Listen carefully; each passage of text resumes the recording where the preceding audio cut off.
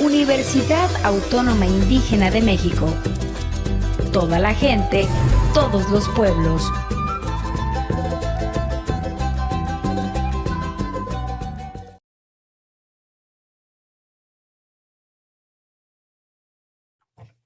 Buenas noches. Buenas noches, profesor. Buenas noches. Buenas noches. Bien, pues, vamos a iniciar nuestra tercera y última sesión virtual de Historia del Derecho, y posteriormente pues vamos a tener una semana, o van a tener una semana para realizar trabajos que estén pendientes en la plataforma, concluirlos y entregarlos más tardar el día 5 de diciembre, porque las calificaciones yo debo de presentarlas a más tardar el día 2, entonces del 5 al 12 de diciembre estaré posibilidades de estar revisando los trabajos de la plataforma. ¿Tienen algunas dudas en relación a los trabajos que están realizando de investigación? Estamos para eso y con mucho gusto pues para tocar este punto antes de iniciar los temas, ¿no? Si desean participar, para que levanten la mano, por favor. No estamos con el punto de dudas o comentarios que se puedan hacer en relación al trabajo de la plataforma.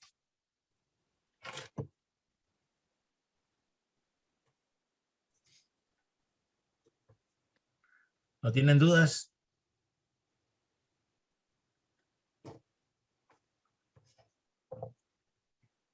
Al Por parecer, el momento no, maestro. Bien, vamos a... Yo no. Muy bien. Leira, Misael, Sergio, Carlos, por favor, sus cámaras. Vamos a tomar asistencia también, pues, de manera virtual, ¿no? Para tomar la asistencia de cada uno de ustedes. Es el grupo 101, así que sonrían porque ahí va la foto.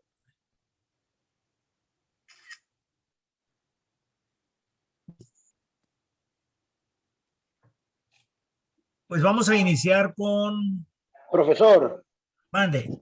disculpe la interrupción, para No, comentarle adelante. que como me tocó turno de noche, estoy laborando, voy a estar atento a la clase, pero no puede que pague por momentos la cámara, Ajá. porque pueda que atienda una familia o que llegue mi jefe para que él me comprenda, por favor, por ese motivo.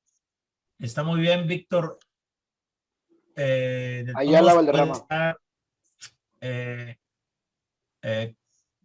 bueno, con el audio suyo apagado, ¿no? Pero por si Sí, hay ruidos externos que no perturben a sus compañeros, pero puede estar visible, ¿no? sí, prácticamente voy a estar atento a la clase, como le digo, pero con el micrófono apagado. Bueno, muy bien. Está muy bien, Muchísimas Víctor. gracias. Bueno, pues si no hay dudas, comentarios, vamos a retomar entonces el tercer tema para ver ya lo que es el México actual, hablar de la independencia de México, la Revolución de México o la Revolución Mexicana, y tratar de culminarlo con el antecedente del juicio de amparo. Si alguien nos apoya con retomar los temas que vimos con antelación al día de hoy, que fue todo lo relativo a la...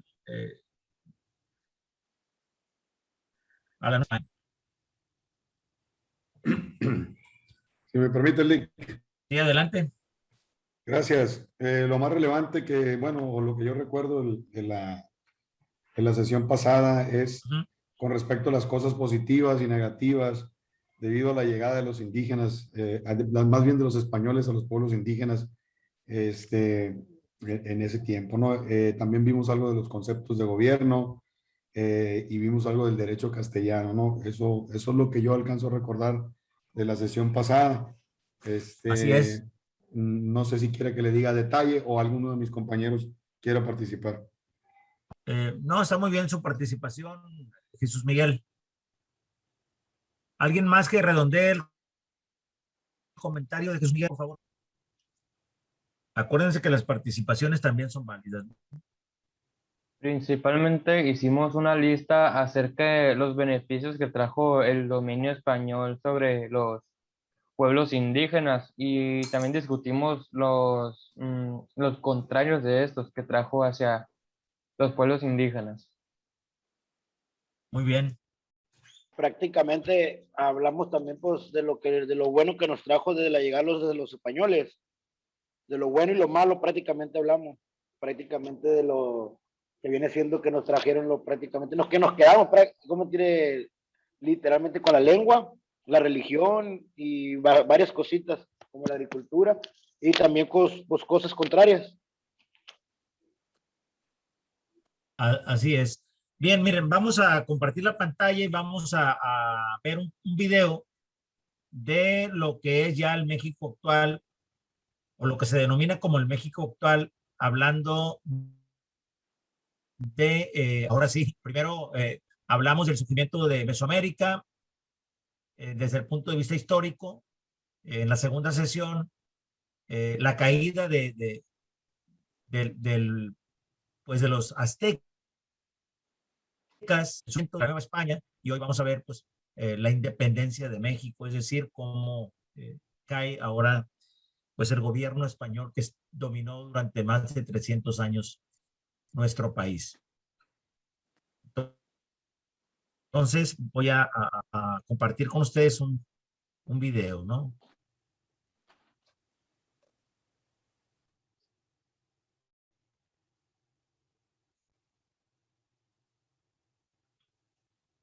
No lo encuentro, pero lo debo de tener.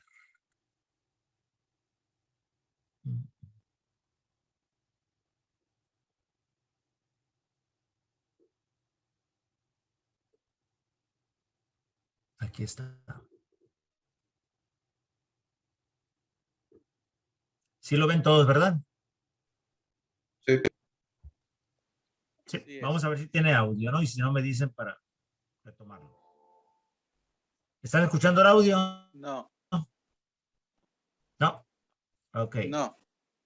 Bien. Parece que antes de entrar a compartir hay algo que nos permite... ¿Dónde está la ventana, Alex? ¿No? Yo creo que sí, sí. donde está la ventana de compartir hay un cuadrito ahí abajo, una opción donde dice compartir con audio. Sí. Vamos a ver si es este.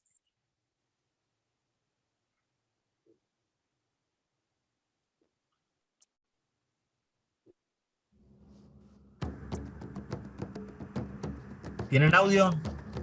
Sí. Sí, ya se escucha, profe. En 1921, el Imperio Español logró consumar la caída del Imperio Mexica de México Tenochtitlan y con ello consiguió la conquista de México, anexando este nuevo territorio al que llamó la Nueva España y sentando su capital sobre la antigua ciudad de México Tenochtitlan. A partir de 1535, la forma de gobierno de esta colonia fue instituida como Virreinato de la Nueva España y durante los siguientes 2 siglos este territorio logró expandirse en partes de América del Norte, Centroamérica e islas del Caribe, Asia y Oceanía. También durante estos 2 siglos, el Imperio Español introdujo la religión católica en la Nueva España y la sociedad se dividió en 5 clases sociales: los españoles, los criollos, que eran los hijos de españoles nacidos en territorio americano, los mestizos, que era la casta resultante entre español e indígena, los indígenas o nativos de este territorio y los esclavos africanos. Durante el siglo XVIII en Europa se desarrolló la Revolución Industrial y la Ilustración.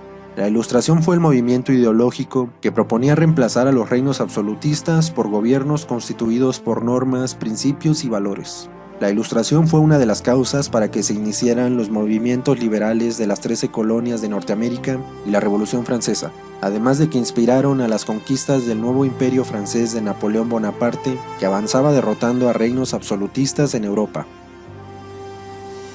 En 1808, Napoleón Bonaparte logró la conquista del Reino de España y se dieron las abdicaciones de Bayona, en las que el rey Carlos IV de España y su hijo Fernando VII renunciaron al trono en favor de Napoleón Bonaparte, quien a su vez cedió el trono español a su hermano José Bonaparte, con lo cual la soberanía española se había perdido.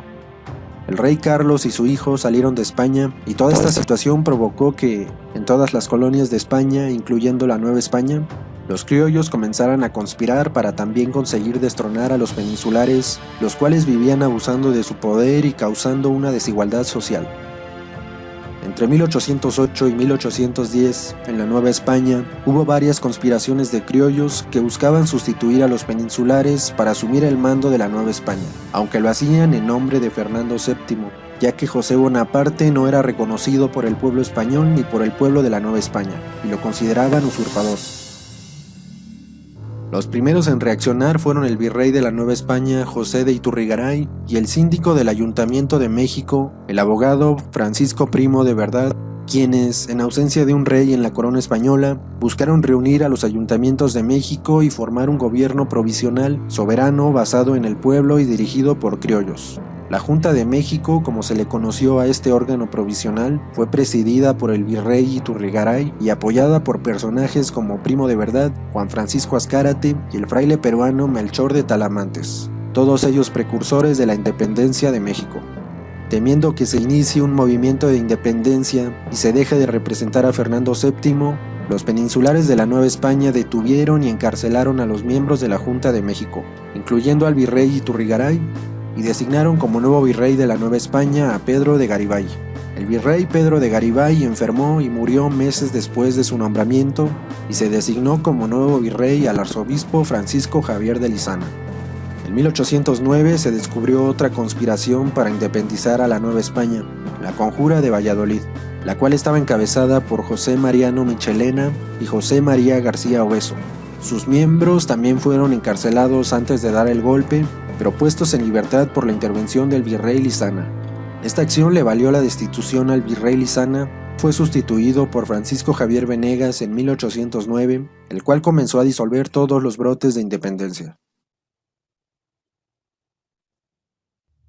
Las causas externas que motivaron a que se iniciara el movimiento de independencia de la Nueva España fueron las siguientes: las ideas de la Ilustración y la Enciclopedia a lo largo del siglo XVIII.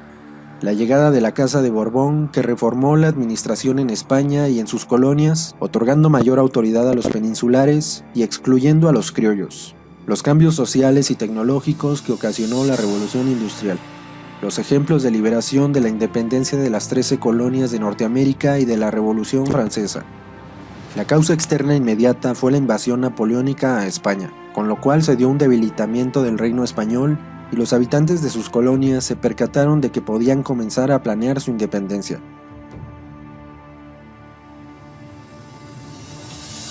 Las causas internas para que se iniciara la independencia de la Nueva España fueron la enorme desigualdad social y económica entre todas las clases sociales y castas de la Nueva España en condiciones de injusticia, pobreza y esclavitud, ya que las clases más bajas debían pagar altos impuestos y su trabajo explotado era la base para el desarrollo de la clase alta y para el desarrollo de España.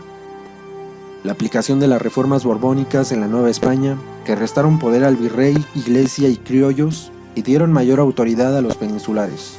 La desigualdad de niveles administrativos entre criollos y peninsulares, los cuales discriminaban a los criollos e impedían que consiguieran mejores puestos políticos.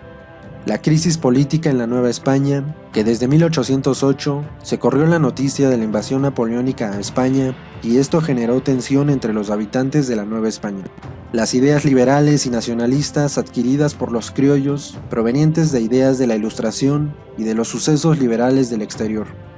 Y las causas internas inmediatas fueron las diferentes conspiraciones por parte de los criollos que buscaban preparar el inicio de la independencia.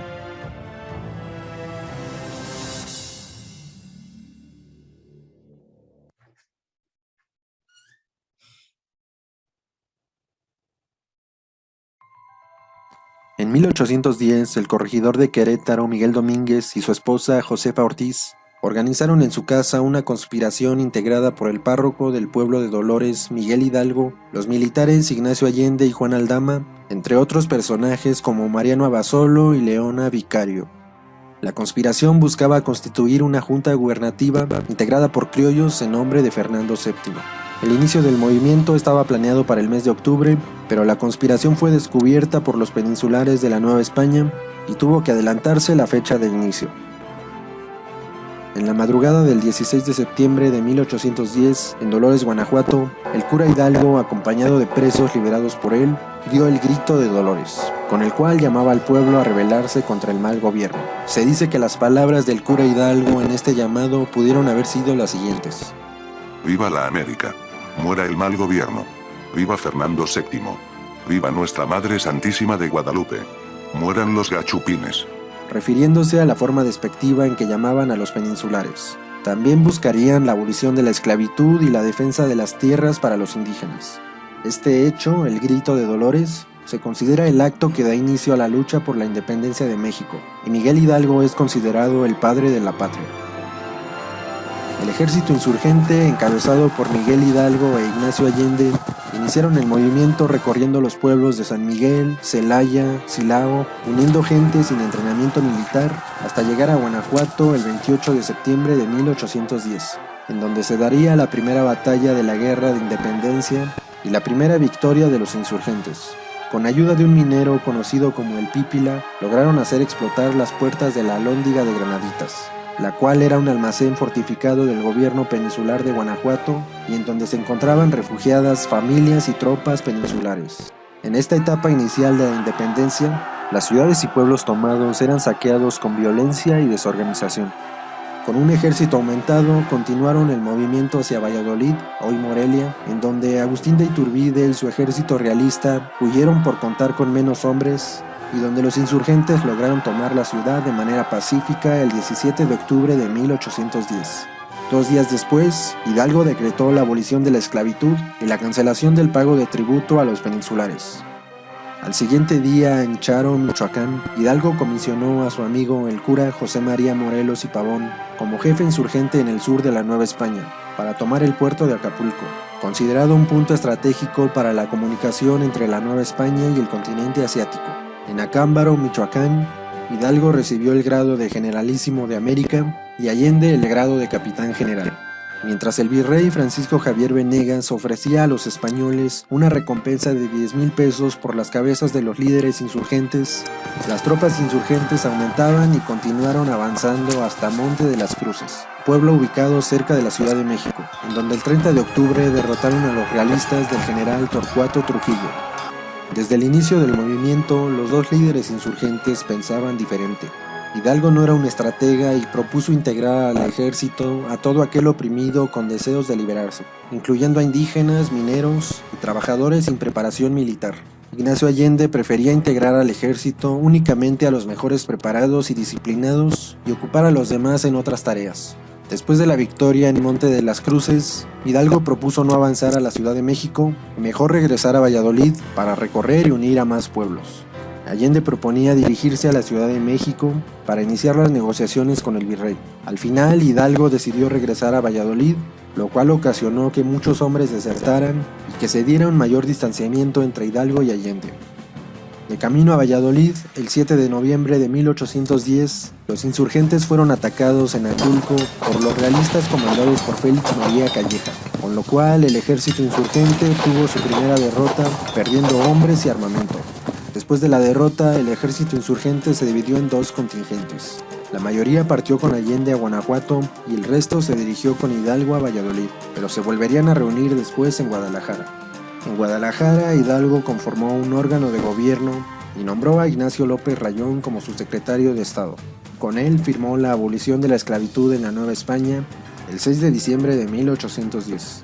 Además, envió a Pascasio Ortiz de Letona ante el Congreso de los Estados Unidos para buscar una alianza militar y económica, y encomendó a Francisco Severo Maldonado la creación del primer periódico insurgente, El Despertador Americano.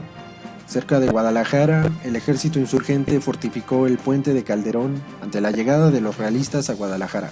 El 17 de enero de 1811, el ejército realista de Félix María Calleja derrotó al ejército insurgente en Puente de Calderón. Este enfrentamiento fue el último episodio bélico de la primera etapa de la independencia de México y significó la derrota militar definitiva de Hidalgo y Allende. Después de la batalla del Puente de Calderón, Hidalgo y los demás insurgentes derrotados emprendieron la retirada hacia el norte para llegar a solicitar el apoyo de Estados Unidos. De camino a Monclova, en la Catita de Baján, Miguel Hidalgo, Ignacio Allende, Juan Aldama y todos sus hombres fueron capturados por los realistas debido a la traición de Ignacio Elizondo, un insurgente que entregó a los líderes el 21 de marzo de 1811. Los presos fueron conducidos a Chihuahua, en donde fueron fusilados el 30 de julio de 1811. Las cabezas de Hidalgo, Allende y Aldama fueron llevadas a Guanajuato para ser colgadas en las esquinas de la Alhóndiga de Granaditas, donde quedaron a la vista de los habitantes como advertencia para aquellos que buscaran continuar la independencia.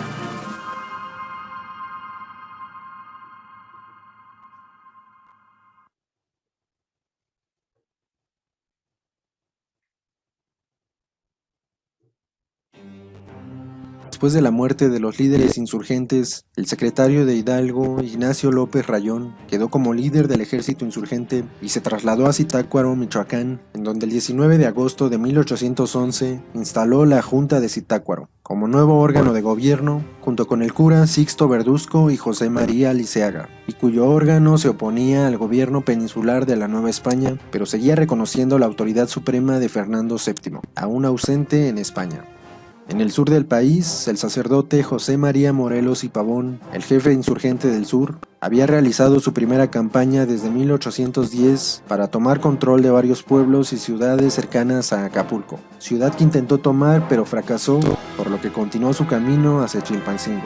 A su ejército se fueron uniendo personajes como Vicente Guerrero, Nicolás Bravo, Hermenegildo Galeana y Guadalupe Victoria. En Zitácuaro, los peninsulares ocuparon la ciudad, por lo que López Rayón tuvo que trasladar la Junta Nacional Gubernativa a Sultepec, México, en donde mandó solicitar la ayuda de Morelos. En su segunda campaña, Morelos logró avanzar desde el sur hasta llegar a Cuautla, en donde elaboraría un plan para entrar y tomar la Ciudad de México. Por orden del virrey Venegas, José María Calleja sitió la ciudad de Cuautla desde el 19 de febrero hasta el 2 de mayo de 1812, dejándola incomunicada y sin poder abastecerse de agua y alimento. Calleja ofrecía perdón a Morelos y a su ejército a cambio de rendirse. Morelos también le ofreció el perdón a Calleja y a su ejército si abandonaban el sitio. El último día del sitio, parte del ejército insurgente y de los pobladores de Cuautla ya habían enfermado, por lo que Morelos y su ejército decidieron romper el sitio, resistiendo el ataque y abandonando la ciudad después de 63 días de sitio. Mientras tanto, en España, José Bonaparte seguía apoderado del trono y la Guerra de Independencia Española, iniciada desde 1808, buscaba reinstalar en el trono a Fernando VII. El 19 de marzo de 1812, las Cortes Generales Españolas elaboraron y promulgaron la Constitución de Cádiz, la cual fue la primera constitución de España y tenía carácter liberal, otorgando derechos y libertades a los ciudadanos nacidos en todos los territorios de la corona española, ya sean españoles peninsulares y americanos. Esta constitución, inspirada en las ideas de la Ilustración, establecía soberanía popular, división de poderes, federalismo, igualdad entre todos los ciudadanos, abolía la Inquisición y limitaba la autoridad de la monarquía, por lo cual pasó a formar parte de una de las causas externas que dieron origen a la independencia de la Nueva España y de las demás colonias españolas. En la Nueva España, después de romper y abandonar el sitio de Cuautla, Morelos emprendió su tercera campaña en localidades de Puebla, Veracruz, hasta llegar a Oaxaca, ciudad que logró tomar haciendo huir a los peninsulares, y lo que significó una gran pérdida para el gobierno colonial por los recursos que obtenía de esta ciudad, además de que aumentó el prestigio de Morelos. En 1813, en la Ciudad de México, Francisco Javier Venegas fue relevado de su cargo como virrey como consecuencia de la Constitución de Cádiz. Fue sustituido por el general realista Félix María Calleja bajo el nuevo cargo de jefe político superior de la Nueva España. Este personaje había obtenido victorias contra los movimientos insurgentes de Hidalgo, Allende y López Rayón. Después de conseguir la toma de Oaxaca a finales de 1812, Morelos partió hacia el puerto de Acapulco, ciudad que no pudo tomar durante su primera campaña. El 12 de abril de 1813, sitió la ciudad encerrando al ejército realista de Pedro Antonio Vélez. Los refugiados se rindieron el 16 de agosto de 1813 y con la victoria, Morelos y su ejército consiguieron otro punto clave por tratarse de uno de los principales puertos del país. Con la Junta Nacional Gubernativa casi disuelta debido a varias derrotas continuas, Morelos convocó a los miembros de la Junta y a otros líderes insurgentes para reunirse en Chilpancingo para la creación de un congreso como nuevo órgano de gobierno, que sustituiría a la Junta de Zitácuaro. El 13 de septiembre de 1813, los insurgentes conformaron el Congreso de Anáhuac, también conocido como Congreso de Chilpancingo, integrado por los 3 vocales de la Junta de Zitácuaro, Ignacio López Rayón, Sixto Verduzco y José María Liceaga, además de personajes como Andrés Quintana Roo, Carlos María Bustamante, entre otros líderes insurgentes. En este congreso se llevaron a cabo importantes acontecimientos en la historia de México. El 14 de septiembre de 1813, en la sesión de apertura del Congreso, Morelos presentó el documento Sentimientos de la Nación, redactado por él mismo. Entre otras cosas, el documento proponía la declaración de la independencia de América, de España y de cualquier otro país, la religión católica como única y oficial en el país, soberanía y gobierno representado por el pueblo y no por el rey de España, división de poderes en el gobierno, el reemplazo de la forma de gobierno, pasando del sistema monárquico a un gobierno liberal, derechos del pueblo sin distinción de clases ni castas, igualdad entre todos los americanos, abolición de la esclavitud y eliminación del pago de tributos hechos por indígenas. Por la creación de este documento, el Congreso decidió dar a Morelos el grado de generalísimo y el título de Su Alteza Serenísima. Morelos no aceptó los títulos y pidió ser llamado simplemente Siervo de la Nación, inspirado en el capítulo 10 del Evangelio de San Marcos. Sentimientos de la Nación es uno de los documentos políticos más importantes en la historia del país. Fue germen de lo que sería tiempo después la primera Constitución de México y en general es el primer antecedente de la Constitución que hoy rige al país. El 6 de noviembre de 1813, el Congreso dotó al movimiento insurgente de un acta para proclamar la independencia de la América Septentrional, refiriéndose al territorio continental de la Nueva España, ya que, desde el inicio del movimiento, no se contaba con un documento oficial de independencia, y antes los objetivos eran diferentes. Este documento ya proponía la separación de la Nueva España de España y proporcionaba validez legal al movimiento. En abril de 1814, la Guerra de la Independencia Española llegó a su fin, por lo que Napoleón y los invasores franceses abandonaron España y con ello se dio el regreso de Fernando VII al trono. El deseado, como lo conocían, de inmediato anuló la Constitución Liberal de Cádiz y todas las leyes decretadas en su ausencia, reinstaló la Inquisición y con todo ello se restablecería el absolutismo en España. Con el regreso del deseado al trono español, el título de virrey regresó a la Nueva España, puesto que era ocupado por Félix María Calleja. El ejército realista expulsó a los insurgentes de Chilpancingo, por lo que tuvieron que trasladar el Congreso a Apatzingán, Michoacán. Ahí, el 22 de octubre de 1814, Morelos y los demás miembros del Congreso promulgaron la Constitución de Apatzingán, ratificada como el Decreto Constitucional para la Libertad de la América Mexicana, y la cual es la primera constitución en la historia de México. Esta constitución estaba basada en la Constitución de Cádiz y en el documento Sentimientos de la Nación, y con ella se dio la creación del Estado mexicano de facto. Conformada por 242 artículos, establecía la religión católica como única en el Estado, soberanía en la nación, instauración de un régimen republicano de gobierno, división de poderes, derechos, igualdad y ciudadanía a todos los nacidos en la América Mexicana y una nueva división de las provincias y estados del territorio mexicano. Es así como, en esta segunda etapa de la independencia de México, la organización no solo se dieron nuevas batallas, sino que se dotó al movimiento independentista de una estructura y un cuerpo jurídico. A inicios de 1815, nuevas tropas realistas llegaron a la Nueva España como refuerzos después de haber combatido y derrotado a las fuerzas de Napoleón.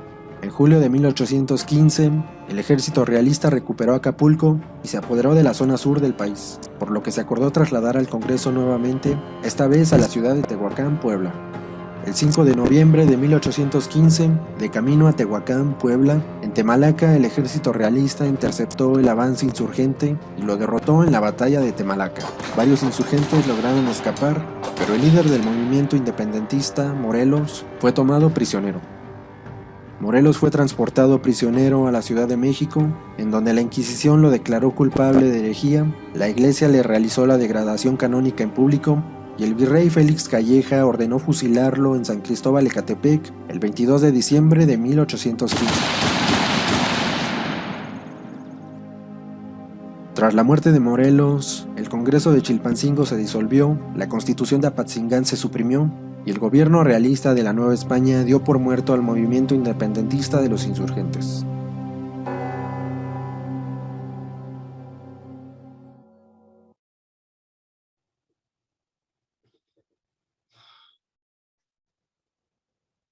Con la muerte de Morelos, el ejército insurgente había casi desaparecido, y solo existían intentos de guerrillas en algunos pueblos de la Nueva España, los cuales eran masacrados por el virrey y el ejército realista que continuaba aumentando.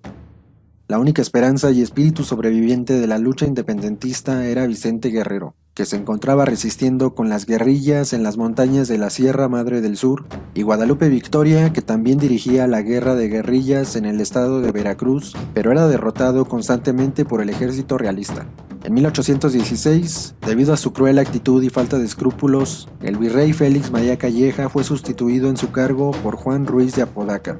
El nuevo virrey comenzó a ofrecer indultos a los insurgentes que se rindieran y abandonaran la lucha. Varios insurgentes aceptaron el perdón, solo Vicente Guerrero no aceptó el indulto y continuó en pie de lucha por la independencia. En 1817 llegó desde Inglaterra a la Nueva España el español Francisco Javier Mina, que junto con el fraile Servando Teresa de Mier eran partidarios de la Constitución de Cádiz suprimida en España y apoyaban al movimiento de independencia de la Nueva España. Francisco Javier Mina trajo consigo a ingleses, estadounidenses e italianos que se unieron a él en su paso por Estados Unidos. Es por eso que esta tercera etapa del movimiento de independencia se caracteriza por la participación de extranjeros en la lucha por la independencia. Mina inició su campaña militar contra el ejército realista junto con el líder de la resistencia insurgente, el general Pedro Moreno, en el Fuerte del Sombrero en la región del Bajío. En este lugar, el 4 de agosto de 1817, se dio la batalla del Fuerte del Sombrero, donde Mina y Moreno derrotaron al ejército realista de Pascual Liñán. Después de 7 meses de resistencia, Mina y Moreno fueron sorprendidos por el ejército realista mientras descansaban en un pueblo cercano al Fuerte del Sombrero. Los realistas dieron muerte a Pedro Moreno y llevaron su cabeza como trofeo, y tomaron preso a Francisco Javier Mina, quien fue fusilado días después por orden del virrey.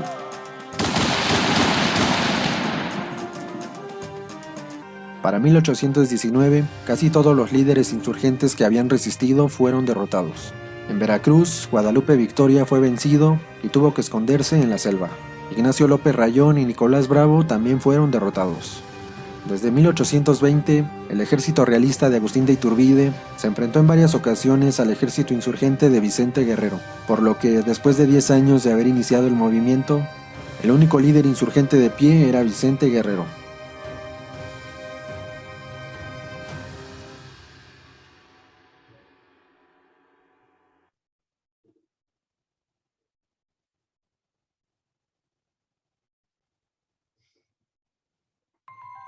En 1820, en España, triunfó la Revolución Liberal y se obligó al rey Fernando VII a jurar la Constitución de Cádiz de 1812, y con ello se eliminaba nuevamente al absolutismo y la Inquisición.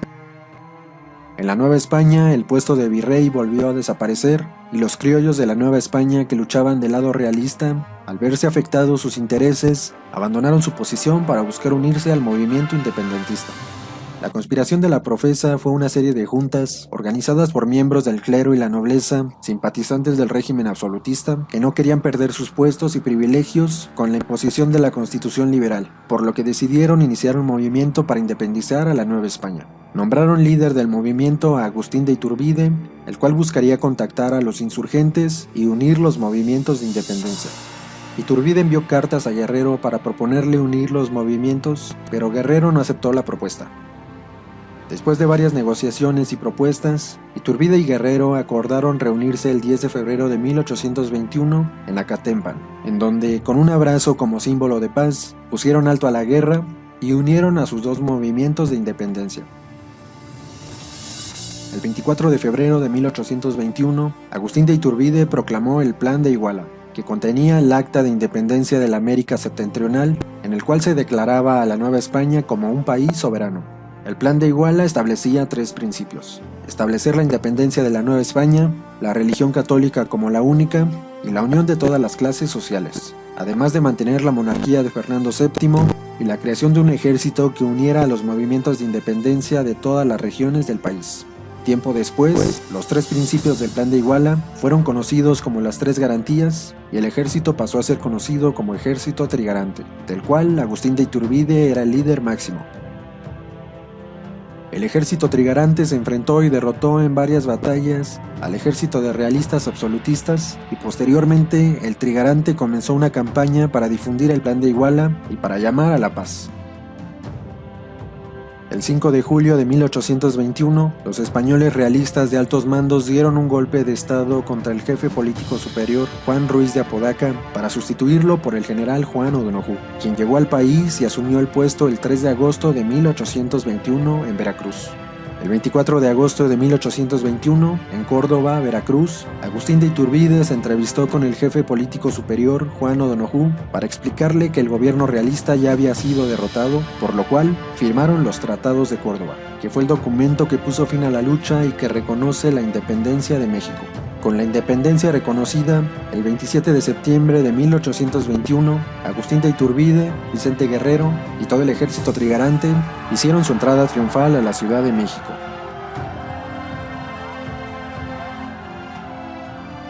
Este suceso y esta fecha marcaron el fin del movimiento por la independencia de México.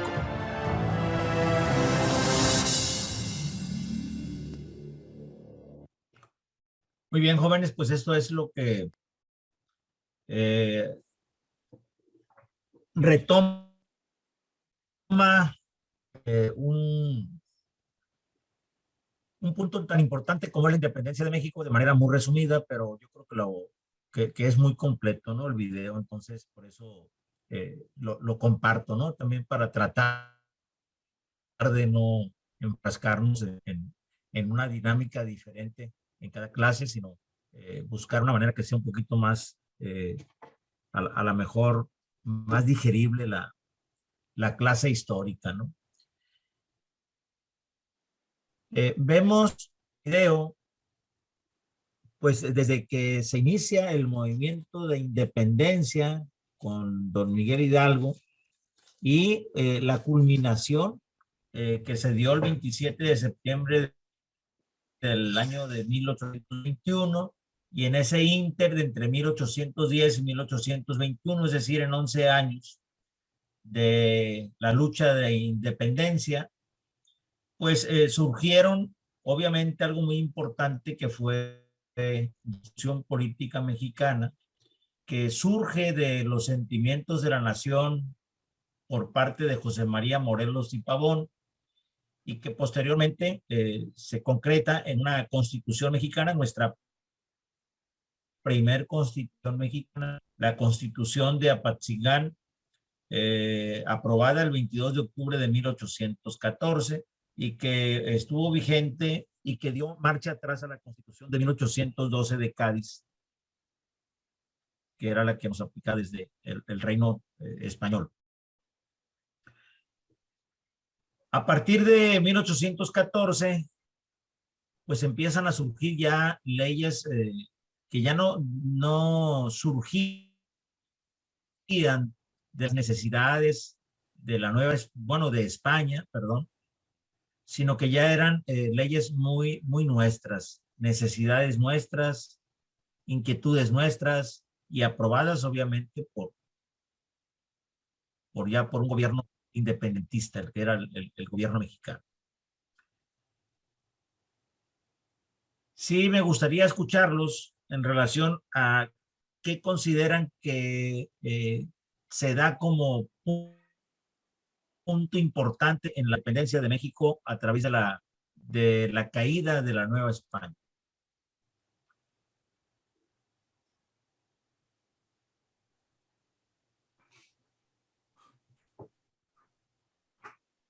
Punto importante después de la caída de la Nueva España. Mande.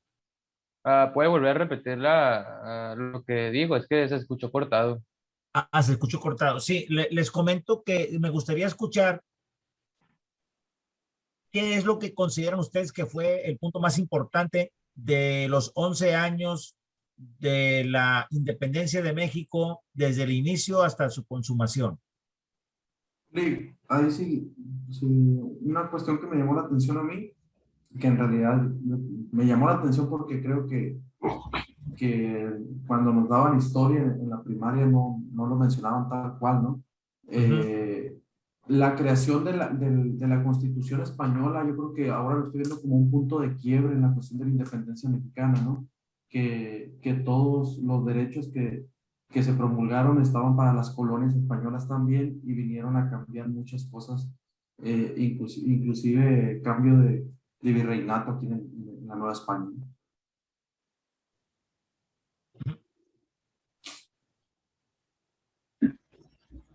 Sí, así es. A ver, Valeria.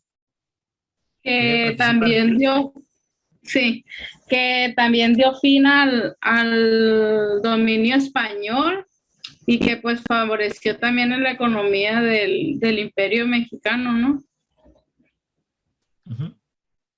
Muy bien. Creo, maestro, un punto importante de todos los movimientos que hubo, o sea, todas las etapas de desarrollo que hubieron en el movimiento independencista. Obviamente, el fracaso tras fracaso, obviamente sí fue algo, una guerra muy, muy lamentable, ¿no? Durante 11 años aproximadamente.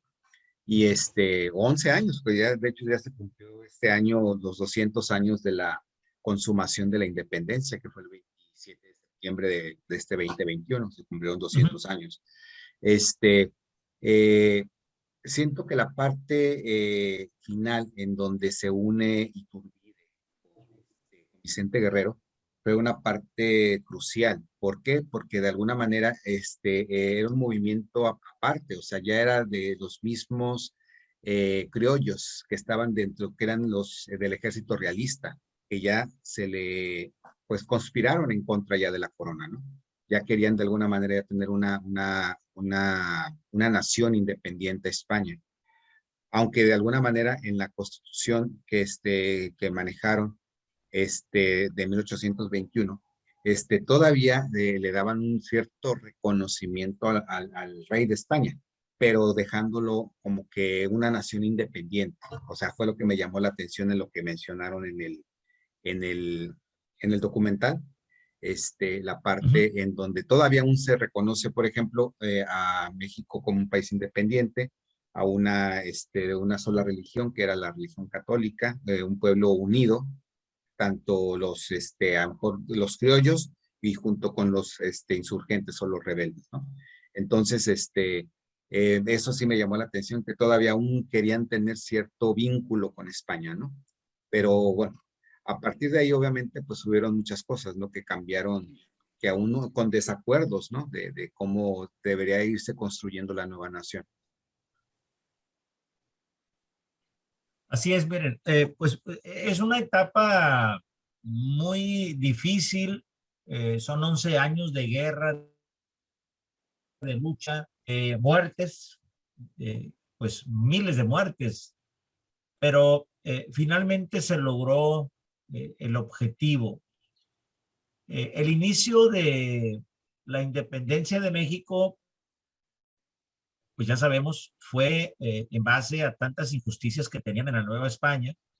Había esclavitud en nuestro país, pero sobre todo, y es un punto muy personal, los criollos querían tener poder dentro de la Nueva España y se veían minimizados, ¿no? Entonces, por ejemplo, Miguel Hidalgo, Allende y los que lo acompañan, son criollos todos, la mayoría militares, que obviamente también buscaban poder y buscaban un poder para ellos tener un mejor nivel de vida y poder gobernar la Nueva España y que no fueran los peninsulares, como le llamaban ellos, es decir, españoles nacidos en España y que venían a gobernar en la Nueva España, sino que ellos querían, como criollos, hijos de españoles, también tener pues poder en los ámbitos gubernamentales. Les digo, esto es un punto de vista muy personal. He leído algunos autores, por ejemplo, Enrique Krauss, que es muy crítico de este aspecto que les estoy comentando, donde Enrique Krauss retoma estos puntos y hace ver de que pues, Miguel Hidalgo desde su punto de vista fue un medio, porque los militares sabían, por ejemplo, como Ignacio Allende, que tenía más fuerza de llamar al pueblo a un levantamiento un cura que un militar. Y por eso se respaldan mucho con Miguel Hidalgo. Pero este es un punto de vista que les digo, lo he leído de Enrique Krauss. No sé si ustedes pudieran hacer algo en relación, algún comentario en relación a esto, o si realmente ven que la independencia de México fue para liberarnos de un gobierno español para hacer más, con más libertades para los pueblos indígenas. Maestro, por ejemplo, yo bueno, lo que he leído en relación a los movimientos de independencia, inicialmente, o sea, los criollos, que fueron los principales precursores de independizarse, yo lo tomo como cuando nosotros como hijos nos queremos independizar de nuestros padres, ¿no? Pero siento era como una parte de rebeldía, ¿no? De que pues no me estás dejando ser lo que yo quiero ser lo que yo quiero, ¿no? O sea, era esa parte, ¿no? No importaban tanto los derechos de los indígenas o de los mestizos, ¿no? Que ya había mucho mestizaje en ese entonces, pero no importaba, o sea, no importaban la gente pobre, no importaba la gente que estaba en condiciones precarias. Estábamos hablando de que había gente, tanto los mismos indígenas y los esclavos que trajeron los españoles de África. A lo mejor esa parte de la esclavitud por parte de esclavos que traían de África no fue tan fuerte en México, porque no hay tanto vestigio, a diferencia de otros países como en Colombia, como en Venezuela, en Brasil, donde se establecieron muchas colonias o muchos lugares donde trajeron estos esclavos, ¿no? Sí los había, por supuesto, y inclusive había esclavos indígenas, ¿no?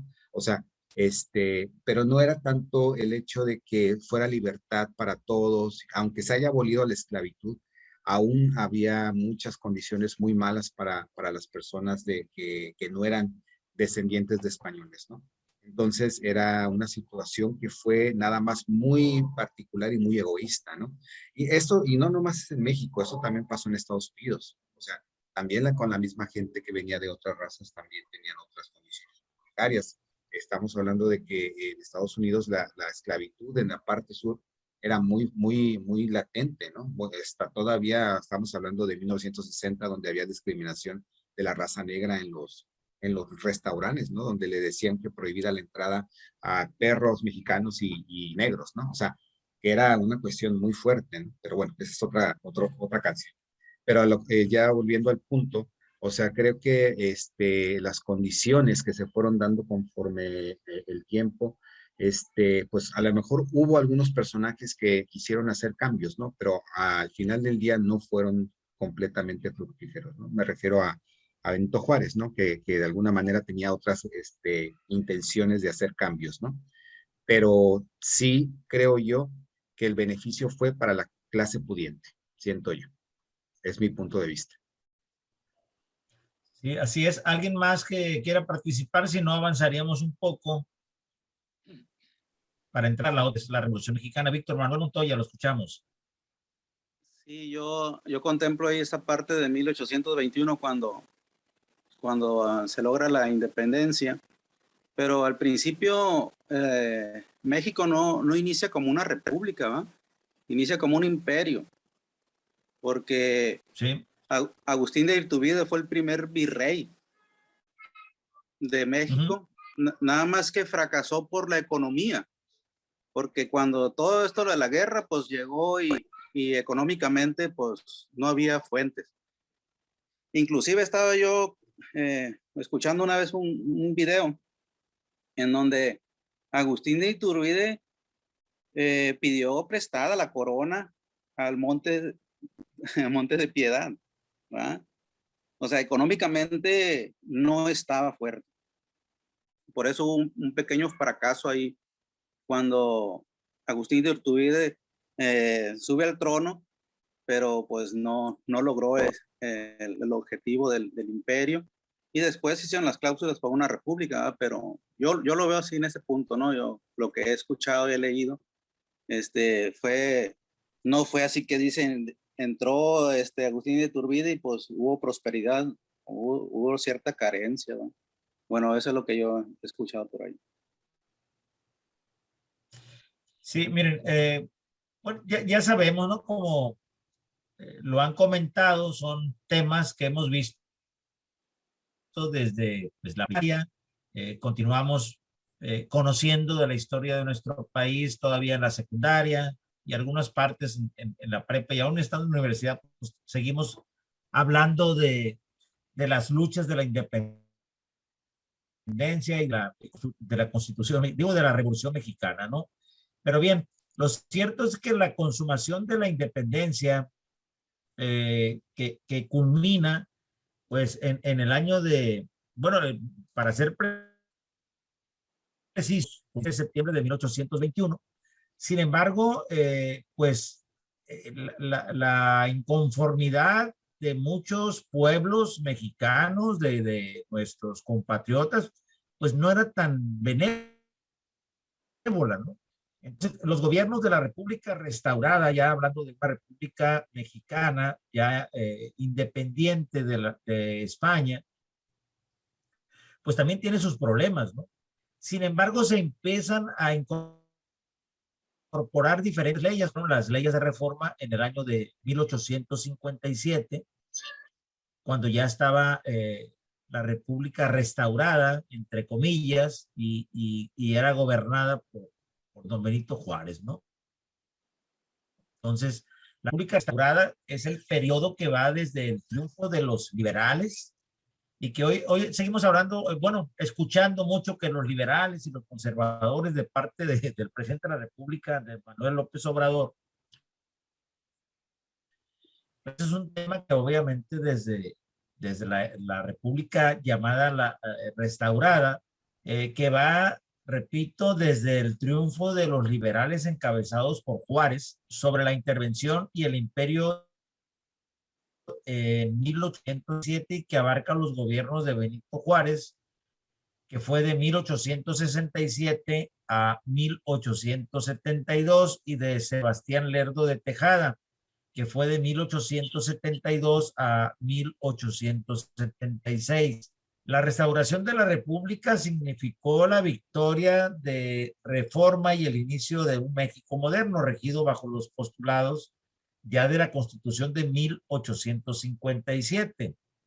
Con la derrota del Segundo Imperio a manos de los republicanos mexicanos, pues se inicia una etapa en México conocida como la República Restaurada, que comienza el 15 de julio de 1867 con la entrada de Juárez y su gobierno a la Ciudad de México, y llega a su fin con el triunfo de la Revolución de Tuxtepec, que dirigió otro gran militar muy polémico, como lo fue don Porfirio Díaz en el año de 1876. El gobierno de Juárez se caracterizó por poner en marcha nuevamente los ideales liberales plasmados en la Constitución de 1857, y Juárez, pues, es hoy por hoy el que se considera los mejores presidentes de la República. Sin embargo, también es muy cuestionada su trayectoria como primer dirigente. Bueno, no fue el primer presidente de la República. Sabemos que Guadalupe Victoria fue el primer presidente de la República, pero bueno, considerando la historia, a Juárez como uno de los grandes luchadores de nuestro país. Sin embargo, les digo, Benito Juárez pues no cumplió su mandato, que fue reelegido durante muchos años, por morir el 18 de julio de 1872 en la Ciudad de México, pues víctima de una afectación cardíaca. Con la muerte de Juárez, Sebastián Lerdo de Tejada asume en forma interina la presidencia de la República, al ser el presidente de la Suprema Corte de Justicia. En octubre de 1872, nuevamente se llama elecciones presidenciales entre Sebastián Lerdo de Tejada y Porfirio Díaz, resultando ganador del Lerdo de Tejada, para gobernar de 1872 a 1876. El gobierno de Sebastián Lerdo de Tejada retomó la pacificación del país y otorgó amnistía a presos políticos y a quienes se levantaron contra el gobierno republicano. Sin embargo, el deseo de Porfirio Díaz de gobernar pues se vio plasmado obviamente con el triunfo del plan de Tuxtepec, liderado pues obviamente por él, en el periodo de la restauración de la República, que llegó a su fin, y se iniciaron entonces los primeros años ya del porfiriato, que es, les digo, algo muy polémico de valorar si fue un buen presidente de la República o no fue un buen presidente de la República. Eso pues obviamente ya quedaría a criterio de cada uno de nosotros, de lo que conoce la vida del oaxaqueño, también Porfirio Díaz Mori, que pues él duró entre el año de 1876 hasta el año de 1911, pues gobernando nuestro país, y fue un periodo pues muy largo. Sin embargo, ante las inconformidades, y sabemos de Francisco y Madero, pues obviamente surge la Revolución Mexicana, con muchos conflictos, entre ellos conflictos obreros, como las huelgas de Cananea y Río Blanco, donde los trabajadores pues, no estaban conformes con jornadas excesivamente muy largas, poco salario, no había prestaciones laborales, etcétera. Entonces, los trabajadores empezaron a manifestarse en contra del gobierno y surge así la insurrección maderista. Es decir, la actividad política y electoral que se desarrolló en el país por primera vez después de 30 años y se formaron pues partidos políticos, ¿no? Que hasta ahorita pues siguen imperando muchos partidos políticos en nuestro país.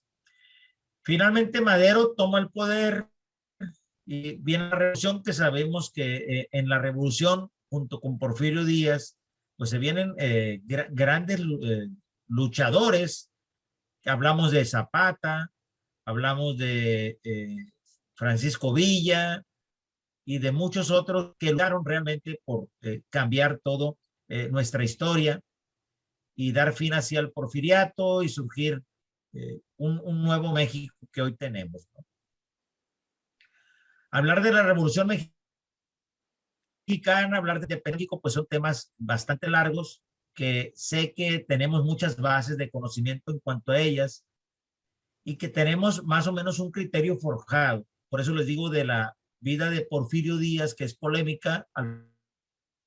Algunos la ven bien, algunos otros no la consideran tan bueno, todo el porfiriato. Pero pues cada uno de ustedes sabrá valorar lo que deja el porfiriato como bueno o como malo. Sin embargo, al término del porfiriato, por las inconformidades, comentaba pues entre ellos de Francisco y Madero y muchos otros, pues se logra a través de la Revolución Mexicana, pues una nueva lucha, y para bien o para mal, pues eso también ya queda a criterio de cada uno de ustedes, ¿no? No sé si para ya terminar esto de la revolución entraríamos a una etapa de las leyes y sobre todo de la ley que tenemos, bueno, el juicio de amparo, que es uno de los temas que vienen ahí tratados también ahí en su plataforma. Pero, ¿qué me pueden aportar ustedes en cuanto al porfiriato? ¿Lo consideran bueno? ¿Lo consideran malo? Yo, al escucharlo prácticamente con la lectura o escuchar lo que pasó, para mí fue prácticamente casi como una dictadura, profesor. Bueno, fue una dictadura, ¿no? Sí, por eso es lo que me queda para mí, prácticamente, pues, más sometido fue, pues, y es lo que a mí, yo así lo catalogo como una dictadura. Sí, bueno, históricamente sí fue una dictadura. Lick, Mande. yo creo que hay opiniones encontradas con respecto a la dictadura de Porfirio Díaz, ¿no? Porque pues yo en lo personal, digo, independientemente de lo negativo que fue estar, no sé, un chorro total de años ahí en el poder y ser de alguna manera autoritario, pues también trajo muchas cosas de beneficios a México, ¿no? O sea, trajo algunas tecnologías de otros países, o sea, quería lo mejor para su país, claro, a costa del pueblo, pues él hacerse más rico, ¿no? Pero trajo muchas cosas a México en su momento, ¿no? Entonces, pues bueno, yo creo que al igual que el comentario de la vez pasada o de la clase pasada, con respecto a la llegada de los españoles, pues yo creo que difiere mucho, hay muchas diferentes opiniones con respecto a lo de Porfirio Díaz. Sí, miren, yo creo que dentro de las características que tenemos del porfiriato, y también en la época actual diríamos también, bueno, ¿qué presidente actual o de los contemporáneos no ha hecho cosas buenas y malas? Como seres humanos, también los líderes han realizado cosas que no han sido del todo agradables para los pueblos, ¿no? Siempre existen, conforme existen cosas positivas.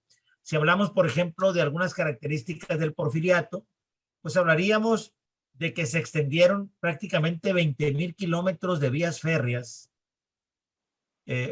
pero también como negativo, digamos que la explotación, perdón, del petróleo, pues estaba en manos de inversionistas extranjeros y no en nombre, bueno, perdón, no en manos de inversionistas nacionales.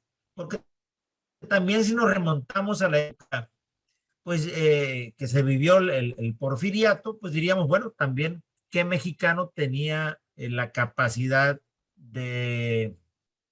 económica para poder establecer, por ejemplo, toda la infraestructura para la explotación del petróleo. Sí podemos decir, bueno, sí se establece que existe una dictadura porque obviamente Porfirio Díaz gobierna desde 1876 hasta 1911. Entonces son bastantes años, pero retomando esos puntos positivos, la minería pues vivió un auge muy importante en 1901, en que México era el segundo productor de cobre en el mundo. La industria textil también se desarrolló con capital francés, pero era muy, muy pujante la industria textil.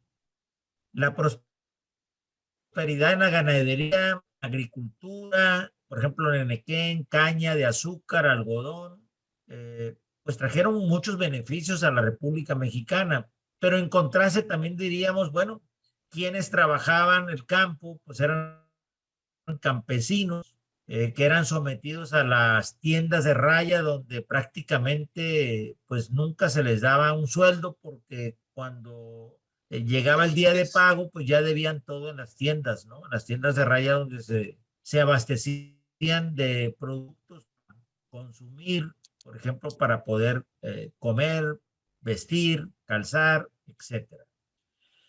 Sin embargo, todo esto trajo mucha inconformidad y surgen las huelgas de Cananea en 1906 en Sonora y en Río Blanco, Veracruz en 1907, donde toman mucha fuerza estos movimientos huelguísticos de trabajadores que fueron pues también un punto toral e importante para revivir o para que ahí surgiera lo que fue la Revolución Mexicana. Entonces, pues no todo era vida y dulzura, ¿no? En el porfiriato, que Porfirio Díaz era muy amante de los lujos franceses o muy influenciado por Francia más que por algún otro país. Pero, repito, pues cada quien tendrá alguna opinión buena o mala del porfiriato, buena o mala también durante la época de Juárez, que pretendió vender gran parte del territorio mexicano, no lo logró. Sin embargo, Juárez a lo mejor por la situación económica, el desespero, como estaba, quizás lo orillaron a tomar ese tipo de decisiones, que no es lo mismo vivirlo en la época en que ellos lo vivieron, a estar cómodamente ahorita haciendo una crítica aquí a través del escritorio, como pudiéramos decirlo. Entonces, sí es importante también tener el punto de vista de cuál era la situación real que imperaba en los gobiernos.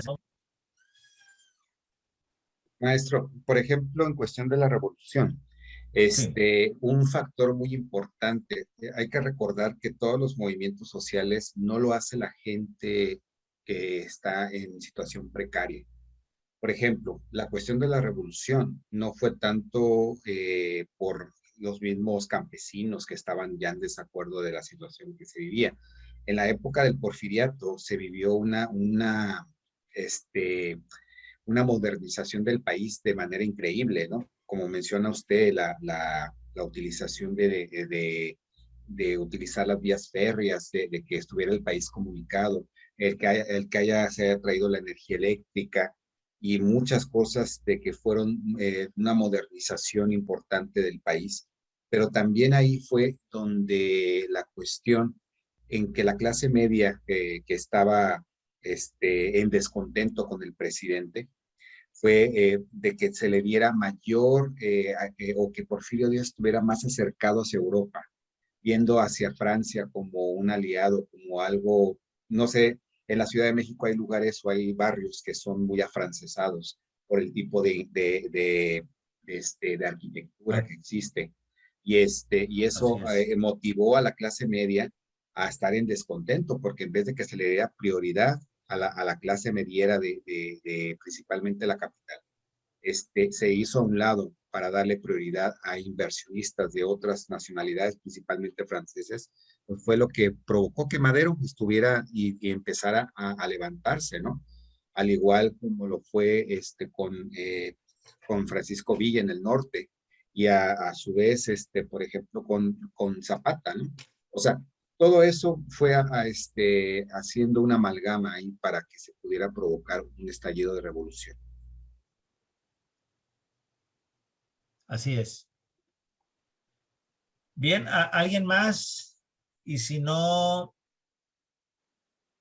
hubiese comido, creo que terminaríamos hablando ya de lo que es pues el juicio de amparo, ¿no? Porque es otro de los puntos que también nos atraen, porque es uno de los grandes logros que tenemos dentro de la ley. El origen del juicio de amparo, pues fíjense que nace o su historia es de control constitucional, es decir, de cómo un juicio abarca la protección de la Constitución, que es nuestra máxima ley en este país. Ninguna ley está por encima de la Constitución política. Actualmente nos regimos por la Constitución de 1917. Hasta la fecha, desde 1917, pues está vigente. Muchas modificaciones, por supuesto. Sin embargo, aún está vigente. ¿Por qué retomamos esto? Bueno, es que el juicio de amparo, ante la importancia de la ley o de la Constitución como supremacía, acuérdense que la primera Constitución fue en el año de 1814 en Apatzingán. Entonces, a hablar de la entrada del juicio de amparo en 1836, pues es un periodo relativamente corto, ¿no? Pero eso surge a través de la necesidad de crear un órgano que protegiera a la propia Constitución como la máxima en nuestro país, que así es hasta la fecha, ¿no? Entonces, a partir de la entrada en vigor de la Constitución de 1836, pues es cuando surge el juicio de amparo. La aportación más importante de la Constitución centralista de 1836 fue el haber creado un órgano de control político. Este órgano, denominado Supremo Poder Conservador, como su nombre lo señala, tenía pues como finalidad el preservar y también conservar el orden de la Constitución de cualquier omisión o invasión por parte de cualquier otro órgano de poder. Es decir, la blindaron. Blindan la Constitución para que de esa manera no existiera riesgo de que se derogara de manera inmediata, ¿no? Ese control de constitucionalidad de tipo político ejercido por el Supremo Poder Conservador se hace manifiesto en el artículo 12 de la segunda ley en sus fracciones primera, segunda y tercera, donde se facultaba declarar la nulidad de todo acto procedente de los poderes legislativo, ejecutivo y judicial que fuera en contra de algún precepto constitucional, que hasta la fecha, les digo, la Constitución está bien blindada, o sea, no fácilmente se puede modificar una norma constitucional. Si bien este órgano de control podía diversas inconsistencias, como la irresponsabilidad que tenían sus miembros sobre sus actos, o bien facultades extraordinarias del todo desproporcionadas, como declarar la incapacidad física o moral del presidente, o suspender las sesiones del Congreso y de la Corte Suprema, pues sentó las bases para la protección y el control constitucional de nuestro sistema jurídico mexicano. El control jurisdiccional de la Constitución en México surge en Yucatán en 1841 a través de la creación de un instrumento de protección de derechos humanos que hoy se encuentran consagrados en el artículo primero de nuestra Constitución Política, que data de 1917, pero que, repito, ha sido muy reformada, ¿no? Retomando que en 1840, cuando mediante un movimiento revolucionario en Yucatán se separa del Estado mexicano, que es otro de los puntos históricos importantes de nuestra vida, cómo Yucatán se separa de la República Mexicana tratando de ser un país independiente, ¿no? Esto surge en razón del establecimiento del pago de derechos aduaneros que desde la guerra con Texas se habían impuesto en todo el país, así como por la imposición de contingentes de sangre sobre el pueblo yucateco y principalmente por haber instaurado una forma de Estado centralista en 1836. Bien, pues con la entrada en vigor de la Constitución de 1836, el Estado de Yucatán, influenciado por federalistas, argumentaron que pues se había vulnerado el pacto federal establecido en 1824 y por tal motivo la soberanía cedida a la federación fue retraída para ser asumida por poderes locales y constituirse como un país independiente, que sabemos que hoy por hoy pues no lograron el estado de Yucatán ser un país independiente, como por ejemplo se me viene a la mente en este momento lo que pretenden ser los vascos en España, ¿no? Que tienen una pretensión de muchísimos años queriendo ser un país e independizar diferentes cuestiones de culturas, etcétera, etcétera. Pero bien, este punto de Yucatán de quererse separar, pues es uno de los puntos donde se da el juicio de amparo, que hoy por hoy es el que brinda la Constitución y el que protege las normas constitucionales. Es un podríamos decir, un grado supremo de estar por encima de todas las leyes, donde si existen violaciones actualmente, alguna de las leyes secundarias o estatales en algún juicio que ustedes se vean afectados o vulnerados, pueden acudir al juicio de amparo, o inclusive cuando se pretenda detener a una persona sin previo juicio, o muchas situaciones que surgen donde el Estado puede afectar nuestras garantías constitucionales que se encuentran establecidas, repito, en el artículo 1 de la Constitución Política de 1917. El juicio de amparo, entonces, su control se da en razón a la propia Constitución, y lo retomamos ahorita porque pues nuestra máxima ley es la Constitución y es la que más debemos de salvaguardar, proteger o blindar. Hasta aquí llegarían ya los temas de esta tercera clase. Con esto terminaríamos. Quedaría pendiente los trabajos de la plataforma, que los invito a que los culminen, y para antes del día 5 o más tardar el día 5 de diciembre, pues ya tengamos todos la oportunidad de descansar, y en caso de quienes habla, de poder calificar los trabajos que tengan ustedes ya elaborados. Pues quedo a sus órdenes. Si tienen dudas, comentarios antes de despedirnos, con mucho gusto estoy a la orden.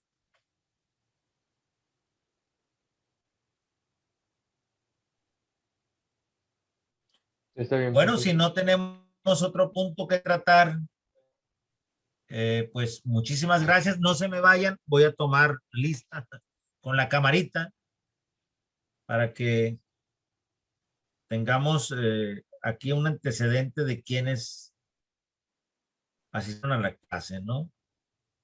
Permítanme un segundo.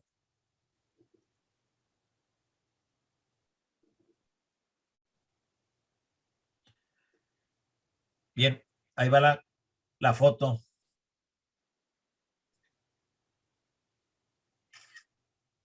Muchas gracias. Gracias Quedo a usted, sus profesor. órdenes, ya saben, mi teléfono 6688-5685-94, repito, 6688-5685, o bien el Hotmail es Zavala Uriarte, son mis apellidos pegados, @hotmail.com. Muchas gracias. Descansen. Gracias a usted, profesor. Muchas gracias. Hasta luego. Hasta luego. Gracias y buenas noches. Y un placer haber estado con ustedes en esta clase. Igualmente, profesor. Igual. Gracias a usted. Muchas gracias, maestro. Buenas noches. Adiós. Que descansen. Igualmente. Tenga buena noche. Igual.